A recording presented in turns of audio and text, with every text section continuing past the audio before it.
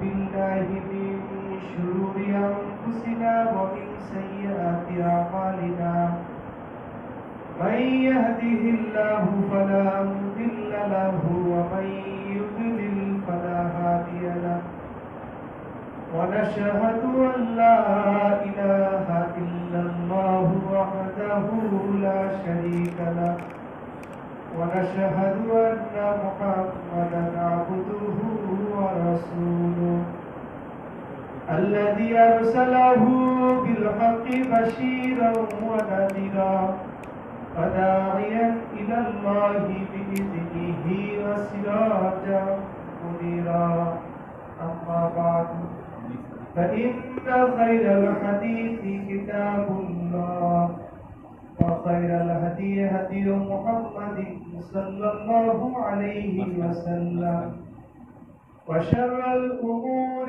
محدثاتها وكل محدثة بدعة وكل بدعة ضلالة وكل ضلالة في النار. أعوذ بالله من الشيطان الرجيم. بسم الله الرحمن الرحيم. يا أيها الذين آمنوا اتقوا الله حق تقاته ولا تموتن إلا وأنتم مسلمون. يا أيها الناس اتقوا ربكم الذي خلقكم من نفس واحدة وخلق منها زوجها وبث منهما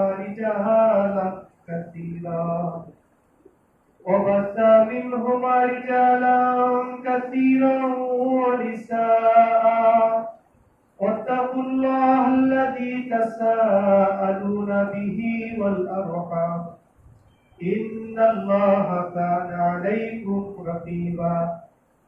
يا أيها الذين آمنوا اتقوا الله وقولوا قولا سديدا يصلح لكم أعمالكم ويغفر لكم ذنوبكم ومن يطع الله ورسوله فقد فاز فوزا عظيما. وقال الله تبارك وتعالى في كلامه المجيد والفرقان الحميد: وإذا أخذ ربك من بني آدم من ظهورهم ذريتهم وأشهدهم على أنفسهم ألست بربكم قالوا بلى شهدنا أن تقولوا يوم القيامة إنا كنا غافلين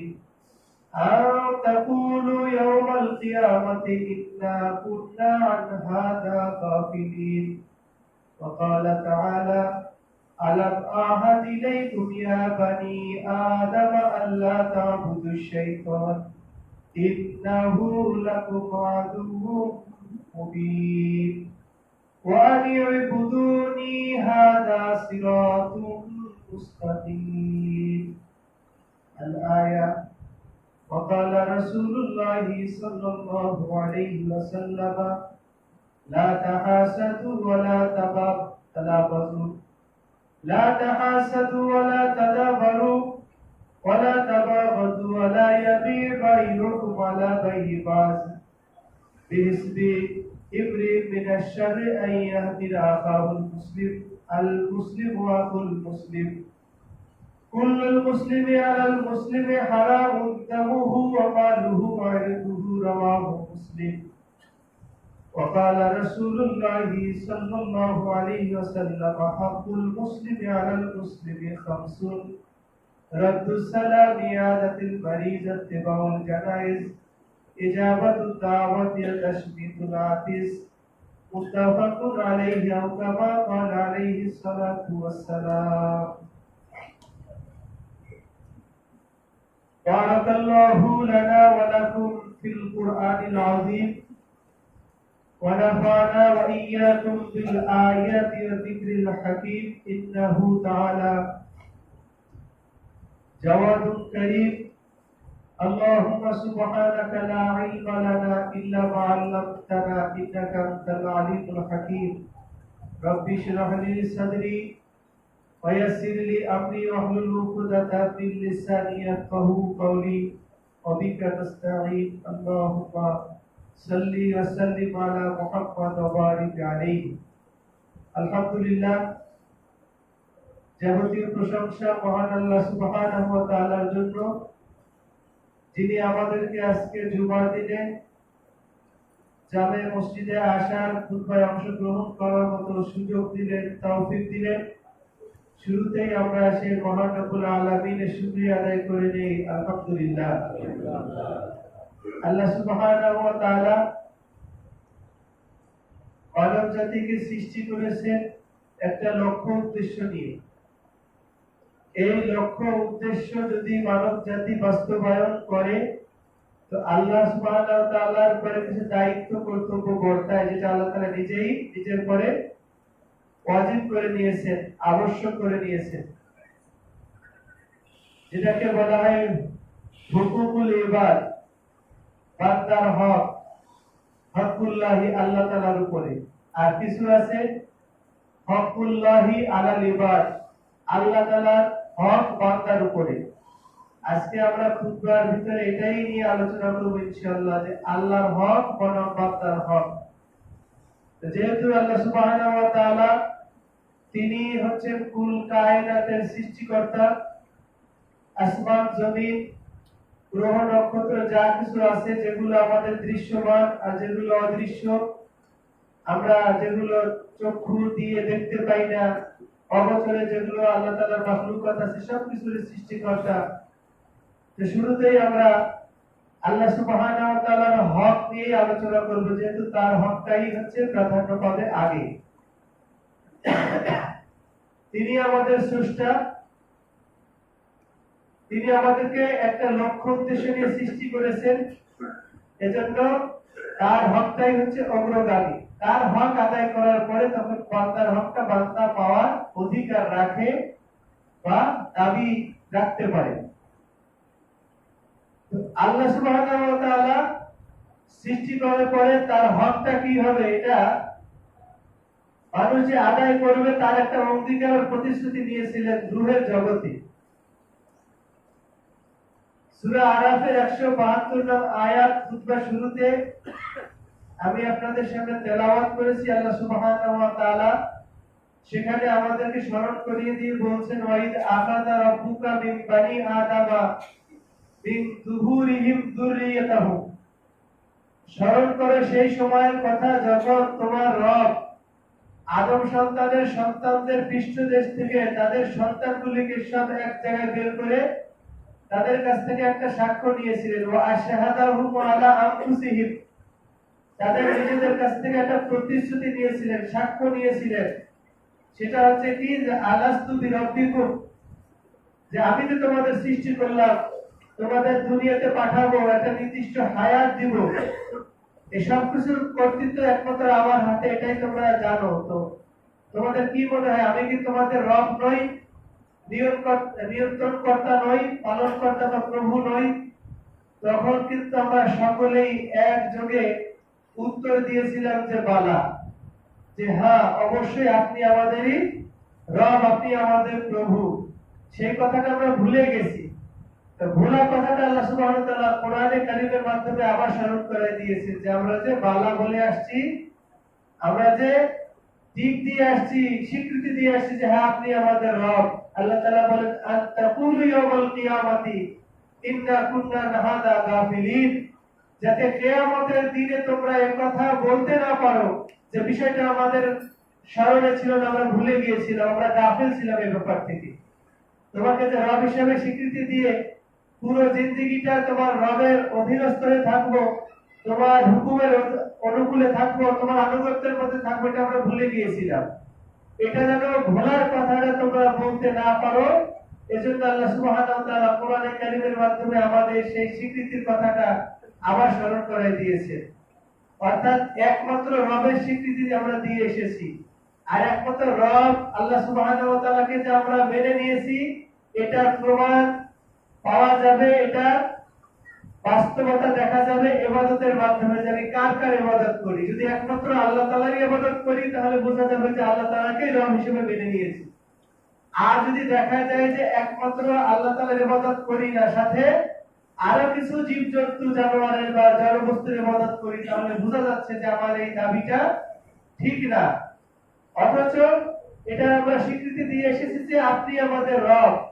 আর আল্লাহ তাআলার ওয়াদা নিয়েছেন, আল্লাহ সুবহানাহু ওয়া তাআলা কিয়ামতের দিন বলবেন, যারা শয়তানের ইবাদত করে, গায়রুল্লাহর ইবাদত করে, এদেরকে আল্লাহ সুবহানাহু ওয়া তাআলা ডাক দিয়ে বলবেন কিয়ামতের দিনে, আলাম আহাদ ইলাইকুম ইয়া বানি আদম, হে আদম সন্তান, আমি কি তোমার কাছ থেকে প্রতিশ্রুতি গ্রহণ করিনি কোন ব্যাপারে? আল্লাহ তাআবুদু শাইতান, খবরদার তোমরা শয়তানের ইবাদত করবে না। ওয়া আনিল বুদুনি, একমাত্র আমারই ইবাদত করো। হাদা সিরাতুল মুস্তাকিম, এটাই হচ্ছে সরল সঠিক পথ আল্লাহ তাআলার ইবাদত করা। এটাই কিন্তু আমরা পাঁচ ওয়াক্ত সালাতের মধ্যে সূরা ফাতিহা যখন পড়ি, এই কথাটা স্বীকৃতি আমরা দেই কি দেই না? অবশ্যই আমরা দেই। আমরা যখন বলি ইয়াকা নাবুদু ওয়া ইয়াকা নাস্তাঈন, একমাত্র তোমারই ইবাদত করি আর তোমারই সাহায্য প্রার্থনা করি। যখনই আমি বলি যে তোমারই ইবাদত করি একমাত্র, তখন গায়রুল্লাহ আমার থেকে দূর হয়ে যায়। তখন গায়রুল্লাহর ইবাদত করা আমার জন্য সমীচীন হবে না। গায়রুল্লাহ মানে আল্লাহ ছাড়া যা কিছু আছে কোনো কিছুর ইবাদত যুক্ত হবে না। তবে তারপরে যুক্ত হয়ে যায়। তারপরে কি হয়ে যায়? যুক্ত হয়ে যায়। স্বীকৃতি দেওয়ার পরেও আমাদের ভুল ভ্রান্তি অথবা আমাদের দুর্বলতার কারণে, আমাদের জাহালাত মূর্খতার কারণে আল্লাহর ইবাদতের সঙ্গে গায়রুল্লাহর ইবাদত মিশ্রিত হয়ে যায়। প্রথমত সূক্ষ্ম আকারে, যেটা মানুষ টের পায় না। সালাতটা জনসম্মুখে আসলে একটু ভালোভাবে আমরা আদায় করি, আল্লাহু আকবার, আমার নজর এলোমেলো যায় না, আমার রুকু সিজদা একেবারে ঠিক সুন্নাহ মুআফিক হয়, ধীর স্থির ভাবে হয়। কিন্তু বাড়িতে গেলে দেখা যাচ্ছে যে আমার এই গতি ঠিক থাকে না, তাড়াহুড়ো হয়ে যায়, অত সুন্দর হয় না। তাহলে ওখানে সুন্দর হয় না, জনসম্মুখে সুন্দর হয় যদি আমার মনের মধ্যে এইটা থাকে যে লোকে দেখুক যে আমি একটু ভালো সালাত আদায় করতেছি, তাহলে এটার মাধ্যমে লোকের ইবাদত যুক্ত হয়ে গেল। আল্লাহর ইবাদত হচ্ছে সালাত, আর লোক দেখানো ইবাদতের সঙ্গে বান্দার ইবাদত শরীক হয়ে গেল, এর মধ্যে এটা শিরিক মিশ্রিত হয়ে গেল। এটাকে বলা হচ্ছে শিরিকে আসগার, রিয়া, লোক দেখানো ইবাদত। যে আল্লাহ তাআলার সঙ্গে সাক্ষাতের আশা রাখে, সে যেন আল্লাহ তাআলার ইবাদত করে। ওয়ালা ইউশরিক বিইবাদাতি রাব্বিহি আহাদা, তার রবের ইবাদতের মধ্যে যেন কাউকে শরীক না করে। অথচ আমরা তো শরীক করেই ফেলতেছি। তাসবিহ, তাহলিল, জিকির, আজকার একমাত্র কার জন্য হবে? আল্লাহ সুবহানাহু ওয়া তাআলার জন্য হবে। যখন আমি বিশাল এক তাসবিহ দাঁড়া নিয়ে রাস্তায় হাঁটতেছি, লাঠি একটা হজের থেকে নিয়ে আসছি, বিড়া একটা নিয়ে আসছি রুমাল হজ করে, লোকজন তো জানতেছে না সবাই যে আমি হজ করেছি। মাথায় বিড়া এবং রুমাল দিয়ে, হাতে লাঠি আর ডান হাতে তাসবিহ নিয়ে হাঁটতেছি, আর জিকির মোটামুটি মেশিনের মতো টানতেছি। সুবহানাল্লাহ একবার বলে 3-4 বার ডানা চারটে পাশে চলে যাচ্ছে। এই একবার সুবহানাল্লাহ বলতেছি আর চারটে পাশে ডানা চলে যাচ্ছে। মাঝখানে ফাঁকিগুলো দিচ্ছি, কাকে ফাঁকি দিচ্ছি? আর এই ডানা ঝুলে ঘোরানোর দরকার কি? আমি যদি আল্লাহ তাআলার ইবাদত করব, তাহলে আমি মনে মনে জিকির আজকার করব, আমি আঙ্গুল গুনবো, যেগুলো সাক্ষ্য হয়ে থাকবে কিয়ামতের ময়দানে। হ্যাঁ, যদি কেউ সহযোগিতা নেয় মেশিনের, অসুবিধা নেই, জায়েজ আছে। ওলামায়ে কেরাম অনেকে বেদাত বলে না, এটা বেদাত না। বেদাত না কারণ তাসবিহটা কিন্তু ইবাদত না। তাসবিহ যে হাতে নিয়ে আমরা করি না, ওইটা ইবাদত না। ওইটা যদি বেদাত হয় তাহলে চশমাটাও বেদাত হয়ে যাবে, কারণ খালি চোখে কোরআন পড়া ইবাদত, এখন চশমা দিয়ে পড়লে বেদাত হয়ে যাবে। মসজিদে পায়ে হেঁটে আসলে নেকি আছে না?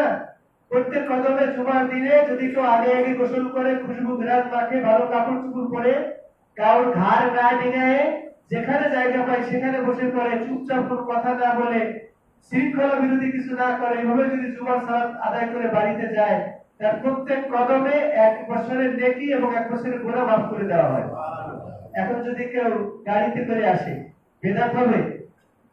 কি বলেন, বেদাত হবে? বেদাত হবে না, কারণ গাড়িতে আসাটা তার ইবাদত হিসেবে মনে করতেছে না। এটা সে আসছে কি হিসাবে? সহায়ক শক্তি হিসেবে। তবে গাড়িতে আসলেও তার প্রত্যেক চাকার গতিতে আল্লাহ তাআলা রেখে দিতে পারে। আল্লাহ নবী উঠে চড়ে হজে গেছেন, এখন যদি কেউ বিমানে যায় বেদাত হবে? বেদাত হবে না, কারণ বিমানটাকে ইবাদত হিসেবে গণ্য করেনি কেউ। কারণ হজটা হলো মূলত ইবাদত, বিমানটা হচ্ছে সেখানে যাতায়াতের একটা মাধ্যম। তো বেদাত জিনিসটা আমাদের এটাকে বুঝতে হবে। অনেকে টপ করে বলে দেয় যে বেদাত হবে না, না বেদাত বুঝতে হবে। অনেক বয়োবৃদ্ধ লোক আছে যারা তসবিহ মনে রাখতে পারে না, তাদের জন্য মেশিন সহায়ক, তসবিহ দাদাও কি সহায়ক। এটা যদি তিনি নিজে ব্যবহার করে করতে পারেন, কিন্তু লোক দেখানোর জন্য করলে সেটা কি হয়ে যাবে? রিয়া হয়ে যাবে, শিরক হয়ে যাবে।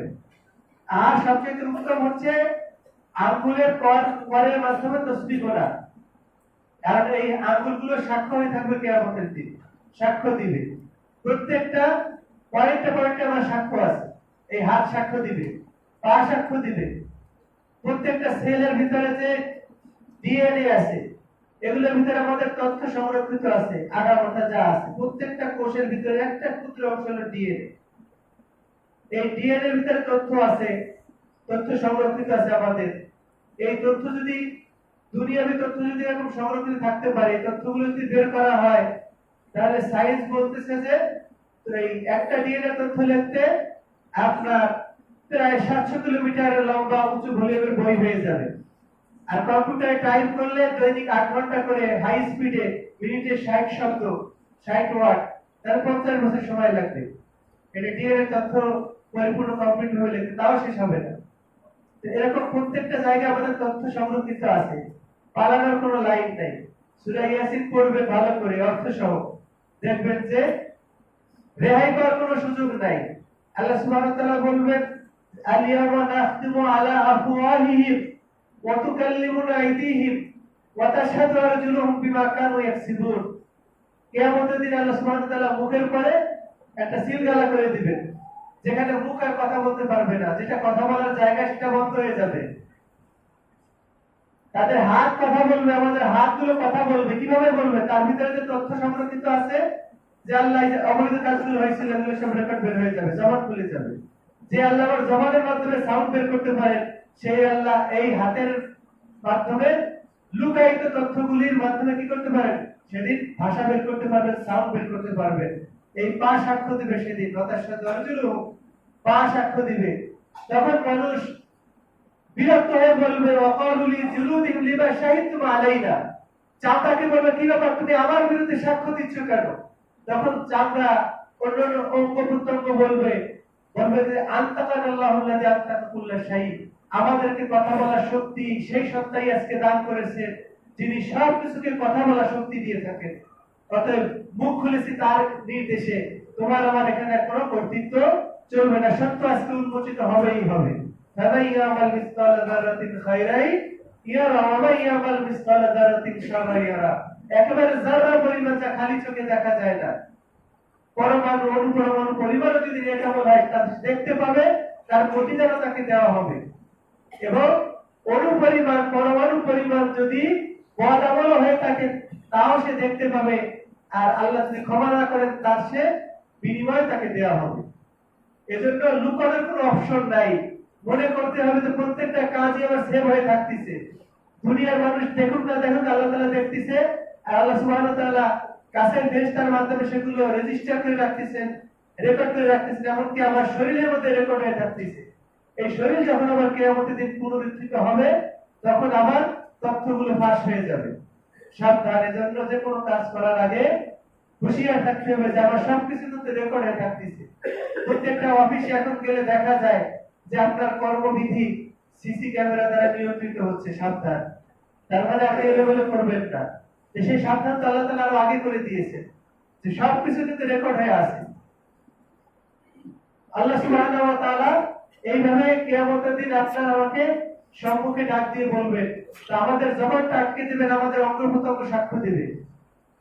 সেদিন সত্যটা বের হয়ে আসবে যে আসলে কি আমি কার ইবাদত করেছি, আল্লাহর ইবাদত করেছি নাকি গায়রুল্লাহর ইবাদত করেছি, আল্লাহকে দেখানোর জন্য করেছি নাকি মানুষকে দেখানোর জন্য করেছি, নাকি দুনিয়াবি কোনো ফায়দা নেওয়ার জন্য করেছি, নাকি নাম যশ খ্যাতি উঠানোর জন্য করেছি। যদি নাম যশ খ্যাতি উঠানোর জন্য করে থাকি তাহলে এগুলো কোনোই কাজে লাগবে না, সম্পূর্ণ বিফলে গিয়ে জাহান্নামে নিক্ষেপ করা হবে। কিয়ামতের দিন সর্বপ্রথম একজন শহীদকে আনা হবে। তাকে জিজ্ঞাসা করা হবে যে আল্লাহ তাআলা যে নেয়ামত তুমি ভোগ করেছো তার বিনিময়ে তুমি কি করেছো? সে বলবে ইয়া আল্লাহ, এত অস্পষ্টতার কিছু নাই। তোমার পথে জিহাদ করতে করতে পুরো জীবনটাই তোমার রাস্তা বিলীন করে দিয়ে শহীদ হয়ে গেছে। তখন আল্লাহ তাআলার পক্ষ থেকে উত্তর দেবে, আল্লাহ তাআলা বলবেন যে এটা তুমি মিথ্যা বলেছো। লোকে তোমাকে বীর বাহাদুর বলবে, লোকে তোমাকে বীর বলবে, শহীদ বলবে, অমুক যোদ্ধা, পাহলওয়ান বলবে, এর জন্য তুমি যুদ্ধ করেছো। এলাই কালিমাতিল্লাহ তোমার উদ্দেশ্য ছিল না। তোমার গোত্রের বাহাদুরি, গোত্রের সুনাম সুখ্যাতি, নিজের সুখ্যাতি এবং নিজের বাহাদুরি জাহের করার জন্য তুমি জীবন বিসর্জন দিয়েছিল।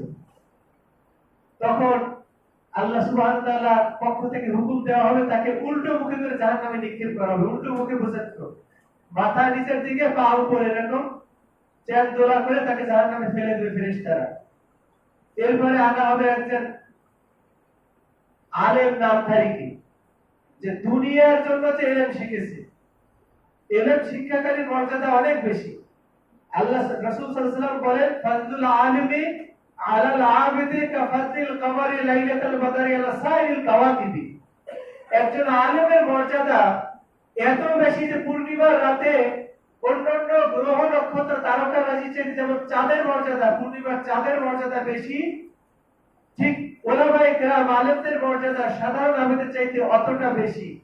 তবে এই আলেম যখন দুনিয়া কামাইয়ের উদ্দেশ্যে তার ইলম শিখে এবং লোকে বড় আলেম বলবে এই জন্য ইলম শিখে, যখন সে জাহান্নামে যাওয়ার লাইনকে আসান করে নেয়।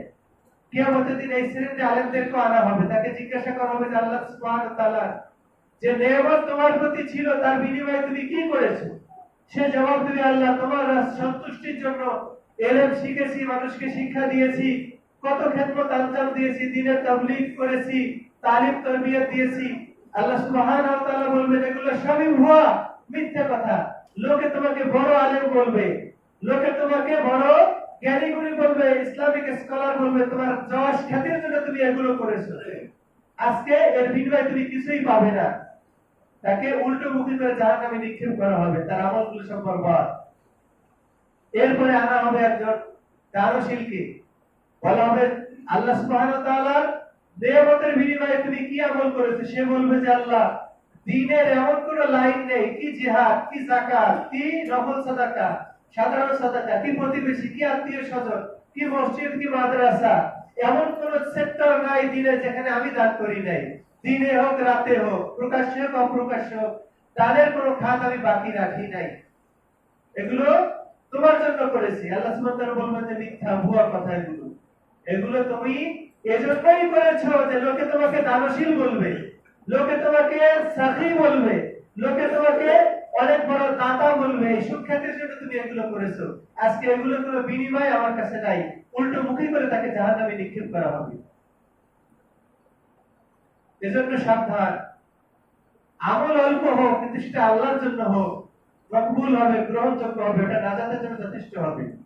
আখলিস দীনাকা ইয়াকফিকাল আমালুল কলিল। অল্প আমল করে দিনকে খাঁটিভাবে পালন করো, অল্প আমলই নাজাতের জন্য যথেষ্ট হয়ে যাবে। ওই 100 রাকাত 200 রাকাত রাত ভরে জেগে পড়ার কোনো দরকার নাই। রাসূলের তরিকা অনুযায়ী 8 আর 3 11 রাকাত পড়েন, ইনশাআল্লাহ নাজাতের জন্য যথেষ্ট হয়ে যাবে। ওই আহামরি তাসবিহ তাহলিল হাজার হাজার দরকার নেই। 5 ওয়াক্ত সালাতের পরে আল্লাহ সন্তুষ্টির জন্য গোপনে পড়েন, আস্তে আস্তে পড়েন, অথবা আড়ালে পড়েন, যেটাই পড়েন না কেন, সবসময় মুখে জিকিরের মাধ্যমে তরুতাজা রাখেন। দেখবেন যে আপনার বরকত, সব কাজে বরকত আল্লাহ সুবহানাহু ওয়া তাআলা ঢেলে দিবেন ইনশাআল্লাহুল আজিজ। এবং আখিরাতে আপনাকে জাকিরিনদের মাঝে উঠাবেন, জাকিরিনদের মাঝে। এজন্য আমল যদি খাঁটিভাবে করা হয়, দ্বীনকে সহিভাবে মানা হয়, অল্প আমলই নাজাতের জন্য যথেষ্ট হয়ে যাবে। যেন দ্বীনকে আগে খাঁটি করতে হবে, আর একমাত্র উদ্দেশ্য থাকতে হবে আল্লাহ, ইখলাস থাকতে হবে। এটা যখন আমরা করব তখন আল্লাহর কাছে দায়িত্ব কর্তব্য বর্তায়। বুখারীর 6267 নম্বর হাদিস, মুয়াজ বিন জাবাল রাদিয়াল্লাহু তাআলা আনহু বলতেছেন, আনা রাদিফুন নবী সাল্লাল্লাহু আলাইহি ওয়াসাল্লাম, আমি আল্লাহর নবীর পিছনে সওয়ারি ছিলাম। বেশ কিছুক্ষণ আমাকে নিয়ে আল্লাহর নবী চললেন। এরপরে জিজ্ঞাসা করলেন, ইয়া মুয়াজ, হে মুয়াজ। আমি বললাম, লাব্বাইক ওয়া সাদাইক, হে আল্লাহ নবী আপনি আমি হাজির আছি বলেন। তখন আল্লাহ নবী বললেন যে ইয়া মুআজ হাল তাদরি মা হাক্কুল্লাহি আলাল ইবাদি, তুমি কি জানো হে মুআজ আল্লাহ তাআলার কি হক আছে বান্দাদের উপরে? অর্থাৎ বান্দাদের কাছে আল্লাহ তাআলা কি পাওনাদার, কি পেতে পারে, কি দাবিদার, এটা কি তুমি জানো? মুআজ বিন জাবাল রাদিয়াল্লাহু তাআলা বলতেছেন যে লা, এটা আমি জানি না। আরেক বর্ণনায় আসছে যে আল্লাহু ওয়া রাসূলুহু আলাম, আল্লাহ এবং তার রাসূলই ভালো জানে। এটা সাহাবায়ে কিরামদের আদব ছিল। অনেক বিষয় জানার পরেও তারা মনে করতেন নবী সাল্লাল্লাহু আলাইহি ওয়াসাল্লাম হয়তোবা ভিন্ন কিছু বলবেন, এজন্য বিষয়টা নবীর কাছে সুপর্দ করে দিতেন। তো যে কোনো ক্ষেত্রে জ্ঞানী গুণী মানুষ যখন থাকে তখন নিজেদের জ্ঞান জাহির না করে বিষয়টা তাদের কাছে সুপর্দ করে দেওয়া, হাদিস থেকে কিন্তু এটা আমাদের শিক্ষা। একটা ফাতাওয়া যখন জিজ্ঞাসা করা হয় মাসআলা, আলেম ওলামারা থাকে এখানে, যখন শীর্ষস্থানীয় আলেম ওলামা বা জ্ঞানী গুণী ব্যক্তি, আপনি জানেন যে এই লোকটা শরীয়ত সম্পর্কে জানে, তার কাছে প্রশ্ন করা হয়েছে, আপনি আশেপাশে আছেন, টপ করে উত্তরটা দিয়ে দিলেন। কেন আপনার কাছে কি জিজ্ঞাসা করছে নাকি? আপনি এক্সেন্সে অথবা আপনি জানেন মাসালা, অসুবিধা নাই, কিন্তু জিজ্ঞাসা আপনার কাছে করেনি। যার কাছে জিজ্ঞাসা করেছে তার কাছ থেকে উত্তরটা পেলে ওই লোকটা আত্মতৃপ্তি বোধ করবে, যেটা উনি যে প্রশ্ন করেছেন সেটার উত্তর আমি ওনার কাছ থেকে নিব। এই জন্য এসেছে। কিন্তু যার কাছে যার নির্ভরযোগ্যতা লাগে তার কাছেই আসে। সাহাবায়ে কেরামের অভ্যাস ছিল সবার কাছ থেকে ফতোয়া নিতেন না। ফতোয়া দেওয়ার মতো লোক ছিলেন সাহাবায়ে কেরামের মধ্যে আব্দুল্লাহ বিন আব্বাস, আব্দুল্লাহ বিন মাসউদ, যায়েদ বিন সাবিত, আব্দুল্লাহ বিন উমর, এইরকম শীর্ষস্থানীয় কয়েকজন সাহাবা। সমস্যা হলে তারা এনাদের কাছে যাইতেন, সকলের কাছে যাইতেন না। আর যারা জানতেন না তারা এনাদের কাছে সুপর্দ করে দিতেন যে অমুকের কাছে যাও। এমনকি জ্ঞানী গুণী সাহাবারাও তারা বলতেন যে আব্দুল্লাহ বিন মাসউদের কাছে যাও, তিনি আবার পাঠাইতেন উবাই বিন কাবের কাছে যাও, তিনি আবার পাঠাইতেন যায়েদ বিন সাবিতের কাছে যাও। এভাবে তারা বিষয়টাকে সুপর্দ করে দিতেন তার চাইতে উচ্চ জ্ঞান সম্পন্ন ব্যক্তিদের কাছে। এরা মনে করতে যে আমার চাইতে হয়তো ভালো থাকবে, এটা একটা আদব। তো যাই হোক, এই আদবটা আমাদের রক্ষা করতে হবে। আল্লাহ সুবহানাহু ওয়া তাআলা আমাদেরকে তৌফিক দান করুন, আল্লাহুম্মা আমিন।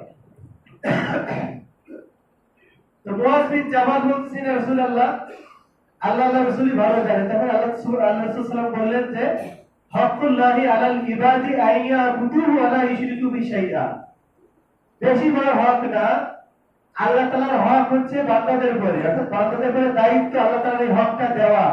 সেটা হচ্ছে আল্লাহ তাআলার ইবাদত করবে এমন ভাবে যে তার সাথে কাউকে শরীক করবে না, শিরিক মুক্ত ইবাদত, শিরিক মিশ্রিত না, একেবারে শিরিক মুক্ত ইবাদত করা, এটা আল্লাহ তাআলার হক বান্দার পরে দাবি রাখেন আল্লাহ সুবহানাহু ওয়া তাআলা।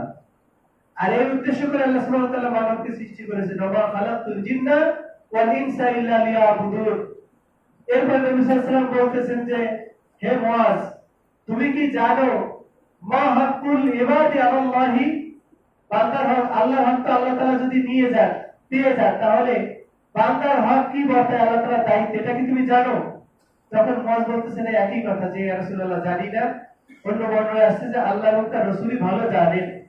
তখন আল্লাহ নবী সাল্লাল্লাহু আলাইহি ওয়াসাল্লাম বললেন যে ফাইদা ফালু যালিকা, যখন মানুষ এই কাজগুলো করে, আল্লাহর ইবাদত করে, তার সাথে শিরিক করে না, তখন আল্লাহর উপরে দায়িত্ব হয়ে যায় আল্লাহ ইউআযিবাহু, আল্লাহ বান্দাদেরকে আযাব দিবেন না। সুবহানাল্লাহ। অন্য বর্ণনায় আসছে যে আইয়ুদখিলাহুমুল জান্নাহ, আল্লাহর উপরে তখন দায়িত্ব হয়ে যায় যে তাদেরকে জান্নাতে প্রবেশ করাবেন। এটা হলো আল্লাহ তাআলার হক আদায় করলে বান্দা এই হকের দাবি রাখে, আল্লাহ তাআলার পক্ষ থেকে এই হকের দাবি রাখে। পাশাপাশি বান্দার পরে বান্দার কিছু হক আছে, সেগুলো আমাদের আদায় করতে হবে। আল্লাহর হক হলো এটা যে আল্লাহ তাআলা শিরক মুক্ত ইবাদত করতে হবে। এবার বান্দার হক হচ্ছে গিয়ে বান্দার কাছে আল্লাহ তাআলার পাওনা হচ্ছে গিয়ে আল্লাহ তাআলার পক্ষ থেকে, অর্থাৎ আল্লাহ তাআলার কাছে বান্দার পাওনা হচ্ছে গিয়ে জান্নাত এবং জাহান্নাম থেকে মুক্তি। এর সঙ্গে আরো কিছু সহায়ক আমল আছে, যে বান্দার প্রতি কিছু হক আছে, এক বান্দা আরেক বান্দার প্রতি কিছু হক আছে, সেগুলো নিয়ে আমাদের জানতে হবে। প্রথমত এক বান্দা তার পিতা মাতার প্রতি হক থাকে, অর্থাৎ মানুষ তার পিতা মাতার উপরে কিছু দায় দায়িত্ব বর্তায়। এক নম্বর পিতা মাতার সেবা করা, তাদের জন্য দোয়া করা, বার্ধক্য বয়সে উপনীত হলে তাদেরকে আশ্রয়ের ব্যবস্থা করা, বা আশ্রমে পাঠিয়ে দেওয়া না, আশ্রমে পাঠিয়ে না, নিজের ঘরে একেবারে সাধ্যমতো নিজের ঘরে হোক বা একটা সম্মানজনক জায়গায় তাকে অবস্থান দেওয়া। আশ্রম কোনো সন্তানের সম্মানের জায়গা না, এটা একটা অসম্মানের জায়গা। যাদের কেউ নেই দেখাশোনার মতো তারা যায় আশ্রমে, কিন্তু এটা তো হবে না ইসলামে। আল্লাহ সুবহানাহু ওয়া তাআলা বলেছেন সূরা ইসরা 23 নম্বর আয়াতের মধ্যে যে আল্লাহ তাআলার ইবাদত করবা, সে ছাড়া কারো ইবাদত করবে না, এটার কাছ থেকে তোমাদের অঙ্গীকার নেওয়া হয়েছে। আপনারা রব্বুকা আল্লাহ তা'বুদু ইল্লা ইয়াহু, তোমার রবের ফয়সালা হচ্ছে আল্লাহ তাআলা ছাড়া কারো ইবাদত করবে না। ওয়া বিল ওয়ালিদাইনি ইহসানা, এবং পিতামাতার প্রতি সদ্ভাব বজায় রাখবা। ইম্মা ইয়াবলুগান্না ইনদাকাল কিবারা আহাদুহুমা আও কিলাহুমা ফালা তাকুল লাহুমা উফ ওয়ালা তানহারহুমা, যদি এই মাতা-পিতার দুজন অথবা দুজনের একজন বার্ধক্য বয়সে এসে তোমার কাছে পৌঁছে যায়, তাহলে তুমি খবরদার তাদের আচরণে অসন্তুষ্ট হয়ে উফ বলবা না, বিরক্ত ভাব দেখাবা না। অকুল লাহুমা কাওলান কারীমা, তাদেরকে তুমি একেবারে ভালো ভালো কথা বলবা। ওয়াহফিজ লাহুমা জানাহা যুল্লি মিনার রাহমা, এবং তোমার বাহুকে তাদের সামনে নরম করে দিবে, তার মানে নত জানু হয়ে থাকবা, বিনয়ী থাকবা, তাদের সাথে তর্ক করবা না। তারা যদি কোনো ভুলও করে নরম ভাষায় তাদেরকে সংশোধন করে দেওয়া। এবং আল্লাহ সুবহানাহু ওয়া তাআলা শিখাই দিয়েছে তাদের জন্য দোয়া করতে হবে, রাব্বির হামহুমা কামা রাব্বায়ানি সগীরা। এইভাবে যদি কোনো বান্দা তার বাবা মার হক আদায় করে, তাহলে সে যথাযথ তার বাবা মার হক আদায় করলো। আর যদি সে দেখভাল না করে, খোঁজ খবর না নেয়, দোয়াও না করে, তাহলে সে বাধ্য সন্তান না অবাধ্য সন্তান, এর জন্য জবাবদিহিতা আছে কিয়ামতের ময়দানে। সে হক আদায় করলো না, এই হকের জন্য তাকে জবাবদিহি করতে হবে। এরপরে আছে বাবা মায়ের অংশ, ভাই বোন, এদেরও হক আদায় করতে হবে। আমি ভালো আছি আলহামদুলিল্লাহ, আল্লাহ তাআলা আমাকে ভালো রাখছেন, কিন্তু আমার ভাই বোন আমারই বাবা মায়ের অংশ, আমারই রক্ত সম্পর্কীয়, তারা আত্মীয় স্বজন, তারা গ্রামে কষ্ট পাচ্ছে, তাদেরকে আমি বছরে একবার খোঁজও নেই না। তাদের যে প্রাপ্য অংশটুকু বাবা মার পক্ষ থেকে পাওনা জমি জাতি, সেগুলো ঠিক মতো বুঝাই দেয় না। এমনকি বোনদেরকে এভাবে উৎসাহিত করি যে ভাইদের বাবার সম্পত্তি নিলে বোনদের আর কোনো বাবার বাড়ির অধিকার থাকে না। এই কথা যখন বলে, তখন বোনেরা চিন্তা করে যে আমার সন্তানরা বাবা বাড়ি এসে দাঁড়াতে পারবে না সম্পত্তি নিলে। এটা কিন্তু ঠিক না। যদি তারা নিতে চায় নিয়ে যেতে পারে, কারণ অংশ ভাগ আল্লাহ তাআলা কেন করেছেন? ভাইয়ের জন্য রেখে যাবে এই জন্য ভাগ করেছেন। লিজ জাকারি মিসলু হাযিল উনসায়াইন, মেয়ের তুলনায় ছেলে ডাবল পাবে পিতামাতার সম্পত্তি। সেই অর্ধেকটা যদি ধুয়ে যেতে হয়, তাহলে ভাগের দরকার কি ছিল? দায়িত্ব ভাইদের, যে বোন তোমার তো অর্ধেক অংশ, তোমার অংশ তুমি বুঝে নাও, আজকে বাবা নাই, তোমার অংশ তুমি বুঝে নাও। বোন যদি স্বেচ্ছায় ভাইকে কিছু দিয়ে যায়, যে না ভাইয়ের অবদান আছে আমাদের সংসারের প্রতি, অনেক দেখাশোনা করেছে, বাবার অবর্তমানে বাবার দায়িত্ব পালন করেছে, আমি ভাইকে কিছু দিয়ে গেলাম, পুরোটাই দিয়ে গেলাম, যদি তার সংসারে অভাব না থাকে। আর যদি বোনের সংসারে অভাব থাকে, তাহলে সেখানে নিয়ে তার পিছনে খরচ করা, এটাও বোনের দায়িত্ব, এটাও মাথায় রাখতে হবে, কারণ তার নিজের সন্তানাদি আছে, সেক্ষেত্রে খরচ খরচা করা, নিজের সন্তানদেরকে অভাবে ফেলা, এটা নবীর শিক্ষা নয়। সাদ ইবনে আবি ওয়াক্কাস রাদিয়াল্লাহু তাআলা আনহু যখন আল্লাহ রাসূলের কাছে এসে বলতেছেন, বলতে বলতে আল্লাহ নবী তাকে দেখতে গিয়েছেন, বলতেছেন ইয়া রাসূলুল্লাহ, আমার সব সম্পদ আল্লাহর রাস্তায় দিয়ে যাও। আল্লাহ রাসূল বললেন না, এটা হবে না, তাহলে অর্ধেক দিয়ে যাব। আল্লাহ রাসূল বললেন তাও হবে না, তাহলে 3/8 দিয়ে যাব। আল্লাহ রাসূল বললেন 3/8 দিতে পারো, এটা অনেক বেশি হয়ে যায়। 3/8 দিতে পারো, তাহলে এটা অনেক কি হয়ে যায়? বেশি হয়ে যায়। তোমার সন্তানরা সচ্ছল থাকবে, এটা সবচেয়ে ভালো। তোমার সন্তানরা মানুষের কাছে হাত পাতবে এর চাইতে। তাহলে আপনার সন্তানেরা মানুষের কাছে হাত পাতবে এর চাইতে আপনার ভাগের অংশ নিয়ে আপনার ভাইদের প্রতি তখন আর বদান্যতা দেখানোর কোনো দরকার নাই। আপনার অংশ নিয়ে আপনার সংসারে আপনার ছেলে মেয়েদের পিছনে আপনি খরচ করেন, এটা তখন আপনার দায়িত্ব ও কর্তব্য হয়ে দাঁড়ায়। যদি দেখেন যে না সবাই সচ্ছল, আমার ভাইয়ের অংশ আমি ছেড়ে যাচ্ছি, বদান্যতাটা বোনের ইচ্ছা, বোন যদি মনে করে যে দিতে পারি, তাহলে সেটা তার অংশ।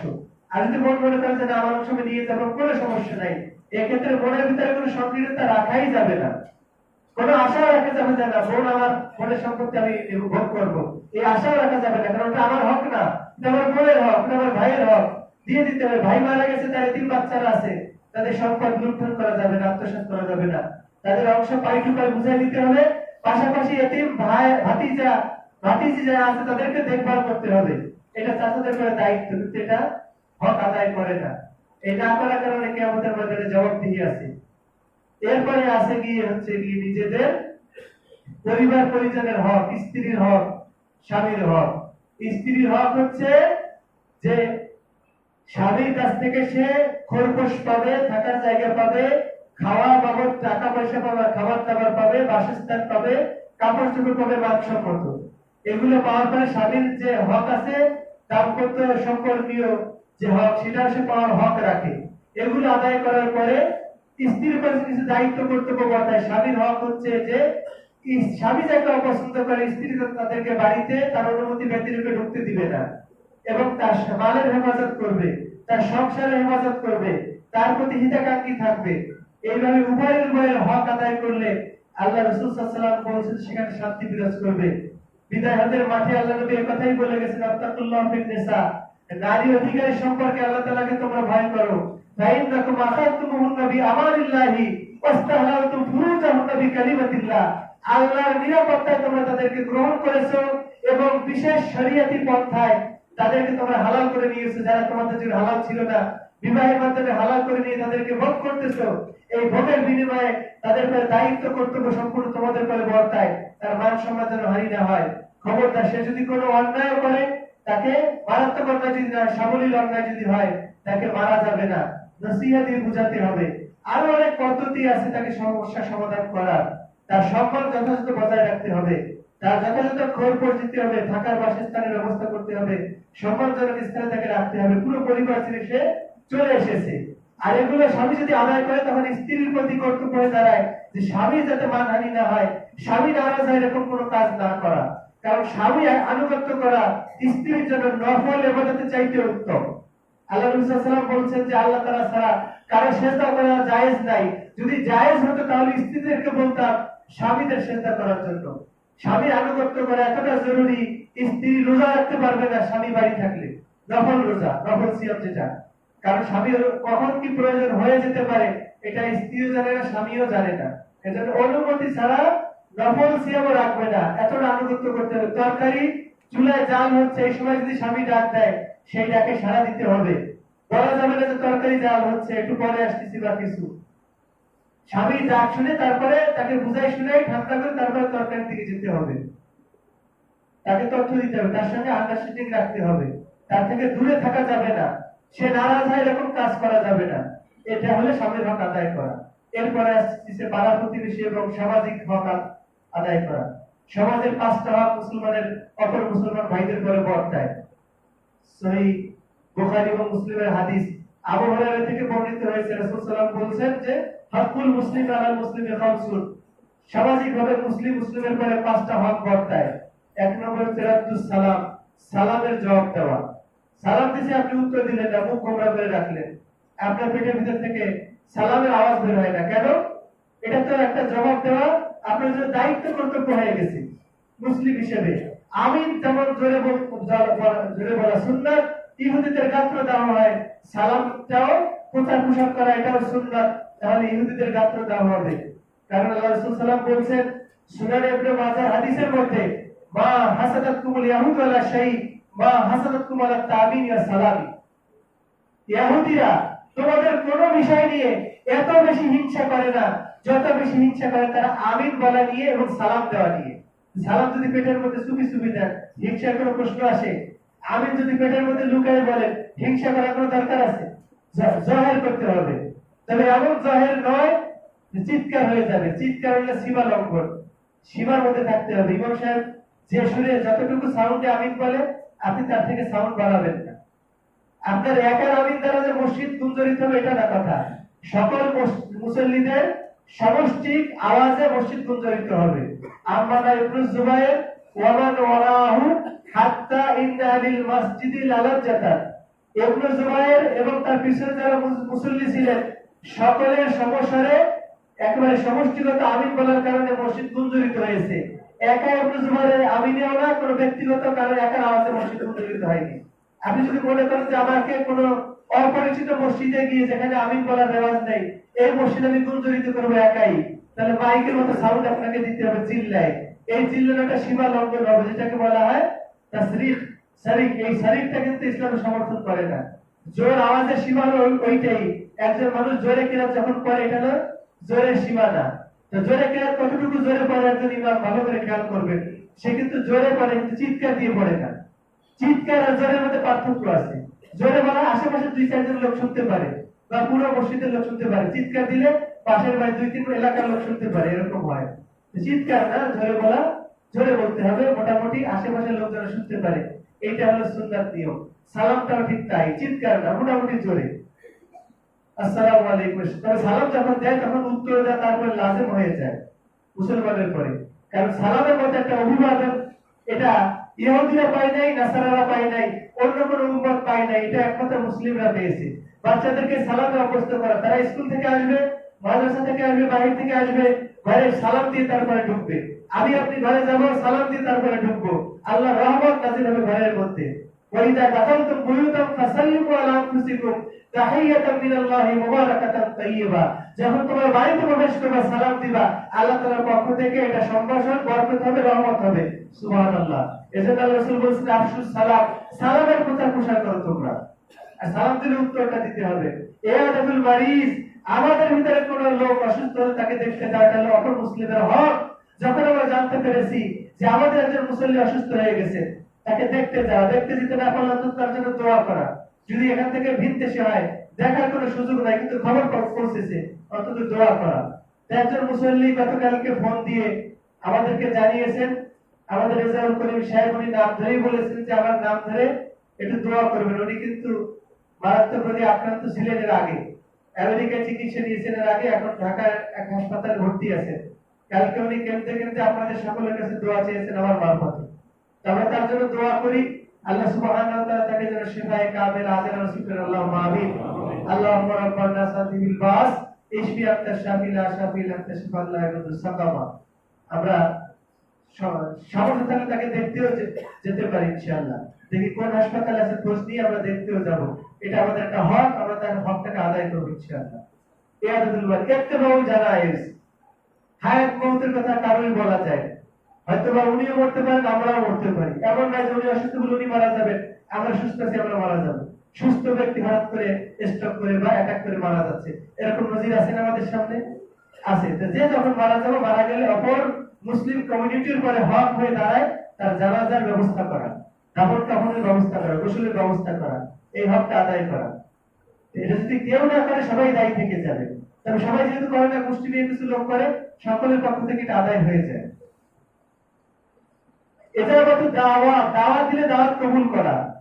আজকে এক ভাই দাওয়াত দিয়েছেন, আরেক ভাই দাওয়াত দিয়েছেন, আলহামদুলিল্লাহ কবুল করেছি আমরা। খানা পিনা হবে তার বাড়িতে, আগামী দিনেও হবে। এরকম সিরিয়ালে আছে কয়েকজন ভাই, যে দাওয়াত দিলে দাওয়াত কবুল করলে খাওয়ার দাওয়াত, শুধু খাওয়ার দাওয়াত কবুল করতে হবে এটা না। বিপদে পড়েছি আমার তার সেই দাওয়াতও কবুল করতে হবে, কিন্তু ভাই আসেন তোমার বাড়িতে একটু জিনের উৎপাদ দেখা যাচ্ছে, একটু আবার রুগীটা একটু ঝাড়ফুঁক করে দিয়ে যান। আপনি যদি বলেন আমার সময় নেই, আরে হুজুরের সাথে খাওয়াইলাম, খাওয়ার সময় হয় কিন্তু ঝাড়ফুঁকের সময় হয় না, এটা তোর কথা না। পার্শ্ববর্তী প্রতিবেশী আপনি, আপনাকে দাওয়াত দিছে অমুক অমুক অনুষ্ঠানে, তার বিবাহ অনুষ্ঠান বা বিভিন্ন অনুষ্ঠানে দাওয়াত দিয়েছে, খাওয়াইছে আপনাকে, বিপদের সময় ডাকতেছে, ভাই এলাকায় ডাকাত করছে, আসেন তো, আমার ঘরে তো অনেক বাচ্চা কাচ্চা আছে, নারী বেশি, নারীর সংখ্যা বেশি, আমাদের পুরুষের সংখ্যা কম, ঘরটা একটু হেফাজতের দরকার, একটু কয়েকজন লোক আসেন, আমরা একটু ঘরটা একটু পাহারাদারি করি বা এলাকায় একটু পাহারাদারি করি, আপনি ভয়তে নামলেন না বা আসলেনই না। এটা তো মুসলিমের পরিচয় না। মুসলিমের ভাই সেখানে তাকে বিপদের মধ্যে ছেড়ে দিবে না, ফেলে যাবে না। দাওয়াত কবুল করা, বিশেষ করে খাওয়ার দাওয়াত এটা কবুল করা, এবং বিপদের দাওয়াত কবুল করা। এরপরে হচ্ছে কি তাশমিতুল আতিস, হাঁচি দিলে হাঁচির জবাবে তার জন্য কল্যাণ কামনা করা। যখন একজন ব্যক্তি হাঁচি দিল, আলহামদুলিল্লাহ বললো, আপনি তার জন্য দোয়া করা, ইয়ারহামুকাল্লাহ, তাহলে আপনার হক আদায় করে হয়ে গেল। এরপরে হাসি দাতা যখন শুনলো যে ও আমার জন্য দোয়া করেছে, তখন হাসি দাতা আবার তার জন্য দোয়া করবে, ইউসলিহি বালাকুম ইয়াহদিকুমুল্লাহু ওয়া ইউসলিহি বালাকুম, আল্লাহ তোমাদেরকে হেদায়েত দান করুক, তোমাদের অবস্থা সংশোধন করে দিক। এটা হলো ইসলামের সৌন্দর্য। এগুলো আমরা খুঁটিনাটি বিষয় মনে করলেও আমলে না থাকার কারণে সৌন্দর্য ফুটে উঠতেছে না। এই সৌন্দর্য দেখে কিন্তু অনেক অমুসলিম ইসলাম গ্রহণ করতেছে। অথচ আমাদের মাঝে কি আছে, যেগুলো আছে সেগুলো বলার ভাষার বাইরে। সেই হাদিসটা আমি আপনাদের পড়ে শেষ করে দেব। সহিহ মুসলিমের হাদিস, আবু হুরায়রা রাদিয়াল্লাহু তাআলা থেকে বর্ণিত, আল্লাহ রাসূল সাল্লাল্লাহু আলাইহি ওয়াসাল্লাম বলেছেন, যেগুলো আমাদের মাঝে আছে, লা তাহাসাদু, তোমরা পরস্পরে হিংসা বিদ্বেষ করো না। হিংসা আছে না নাই আমাদের মাঝে? ও যেন উপরে উঠতে না পারে, ও যেন ক্ষমতা আসতে না পারে, যেন যত রকমের পলিসি আছে সব আমরা করে দেই। সে যেন অর্থনৈতিক ভাবে উন্নতি ডেভেলপ করতে না পারে, উন্নয়ন করতে না পারে, সেজন্য ওর মনে সবসময় আগুন জ্বলেই থাকে যে ওর অধঃপতন হোক। এটাই হচ্ছে হিংসা। আর হিংসা মানুষের নেক আমলকে জ্বালায় পুড়ে ভস্ম করে দেয়, যেমন আগুন কাঠগুলিকে কয়লা বা ছাই বানাই দেয়। এজন্য মুমিন মুসলমানের হিংসা রাখা যাবে না। হিংসা থেকে আল্লাহ তাআলার কাছে পরিত্রাণ চেতে হবে। আল্লাহ নবী নিষেধ করেছেন, তোমরা পরস্পর হিংসা করো না। ওয়ালা তানাজাসু, মুসলিমদের ক্ষতি করার উদ্দেশ্যে পণ্যের দাম বৃদ্ধি করে দালালির মতো করো, দালালি করো না।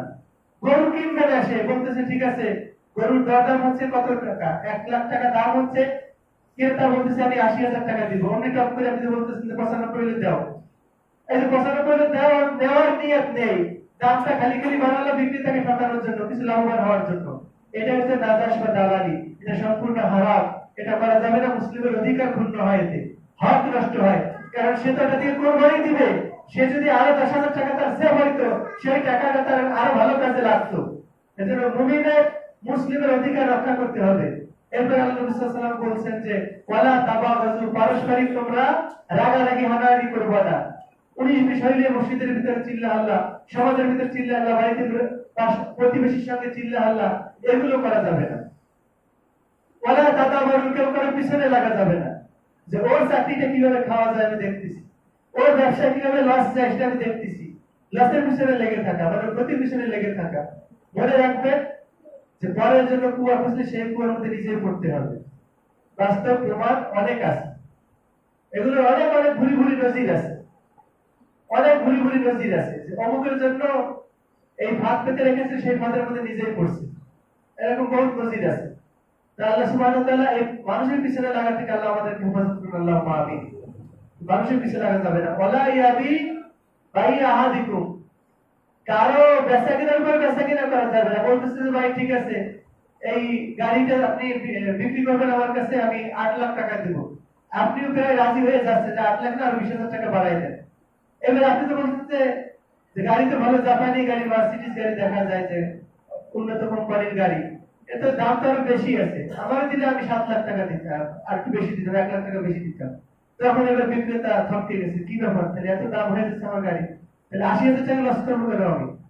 এই যে বিক্রেতার সিদ্ধান্তকে আপনি টালমাটাল বানাই দিলেন, আর ক্রেতাকে নাজেহাল করে দিলেন, মাঝখানে আপনি ঢুকে, এটা করা যাবে না। সে যদি না কেনে চলে যায়, তাদের বেচা কেনা যদি বরবাদ হয়ে যায়, তখন আপনি নতুন করে প্রস্তাব পেশ করতে পারেন।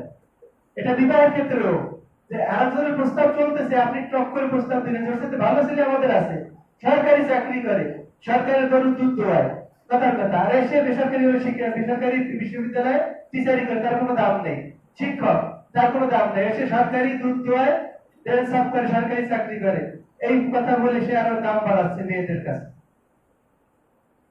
ইত্যাদি। তো একজনের চলাকালীন প্রস্তাব আর একজন প্রস্তাব দেওয়া, এটা ইমানদারের হক নষ্ট করা, মুসলিমের হক নষ্ট করা, এটা করা যাবে না। আল্লাহ নবী বলেছেন আল মুসলিমু আখুল মুসলিম, মুসলিম মুসলিমের ভাই, লা ইয়াজলিমু ওয়া লা ইয়াহজুলু ওয়া লা ইয়াকুরু, সে তার প্রতি জুলুম করবে না, জালেমের হাতে ছেড়ে দিবে না, তাকে অপমান করবে না, হেয় করবে না। মিন শাররি ইমরিন আইয়াতিনা আখাল মুসলিম, বিহাসবি ইমরি, কোন ব্যক্তির জন্য এতটুকুই যথেষ্ট তার মন্দ হওয়ার জন্য, আইয়াতিনা আখাল মুসলিম, তার মুসলিম ভাইকে সে হেয় করা, একেবারে তুচ্ছ তাচ্ছিল্য করা, যে নাতি ও কিছুই না, ও কি পারে, ওরে অস্বীকৃতি কেন দেওয়া হবে, ও কেন এই কাজ করতে যাবে, ওর কি যোগ্যতা আছে, ওর কি অ্যাবিলিটি আছে, এরকম কাউকে একেবারে তুচ্ছ তাচ্ছিল্য করা, এটা একজন মুসলমানের জন্য নিকৃষ্ট হওয়ার জন্য, মন্দ হওয়ার জন্য যথেষ্ট। যে তাচ্ছিল্য করবে সেই নিকৃষ্ট, হাদিসের ভাষায়। এরপরে আল্লাহ নবী সাল্লাল্লাহু আলাইহি ওয়াসাল্লাম বলেন যে কুল্লুল মুসলিমি আলাল মুসলিমে, প্রত্যেক মুসলিমের জন্য অপর মুসলমানের জন্য হারামুন, হারাম হচ্ছে দামুহু ওয়া ইরজুহু ওয়া মালুহু, তার রক্তপাত ঘটানো, তার সম্মান হানি করা, তার সম্পদ নষ্ট করা। প্রত্যেক মুসলিমের কাছে অপর মুসলিমের সম্মান, তার সম্পদ, তার জান, সবগুলো আমানত, এর সম্মান আছে, রক্ষা করতে হবে। এগুলো যে ক্ষতি করবে, সে আসলেই তার ঈমানের ক্ষতি করলো। এগুলো যে নষ্ট করবে, সে তার ইসলামকে নষ্ট করে দিল। এই হক গুলো পূর্ণাঙ্গভাবে আদায় করলে সে হবে কামিলে মুমিন, কামিলে মুসলিম, সে আল্লাহ তাআলার কাছে জান্নাত পাওয়ার অধিকারী। আল্লাহ সুবহানাহু ওয়া তাআলা তাকে জান্নাত দান করবেন। আল্লাহ সুবহানাহু ওয়া তাআলার কাছে আমরা এটাই প্রার্থনা করি, আল্লাহ সুবহানাহু ওয়া তাআলা আমাদেরকে যেন এই বৈশিষ্ট্যগুলি বান্দার হক এবং আল্লাহর হক আদায় করে দুনিয়া ও আখিরাত উভয় জগতে সফলতা অর্জন করতে পারি, সেই তৌফিক আল্লাহ আমাদেরকে দান করুন। আল্লাহুম্মা আমিন। আকুলু কওলি হাযা আস্তাগফিরুল্লাহ লি ওয়া লাকুম ওয়া লিসাইরিল মুসলিমিন।